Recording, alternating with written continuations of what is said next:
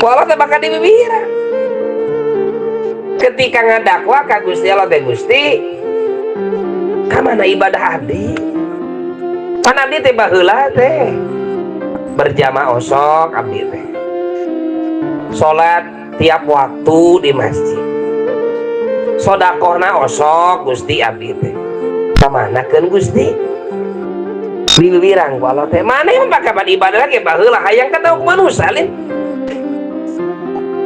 geus dibikeun baheula ku kami teh ka maneh teh nepi ka manusia arapaleun ka maneh lin sadesa marapaleun maneh teh getol ibadah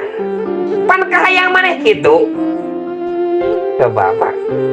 bibirang ku Allah ge kitu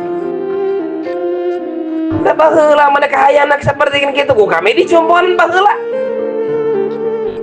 arapaleun ibadah maneh teh getol ibadah maneh teh kapan kahayangna kitu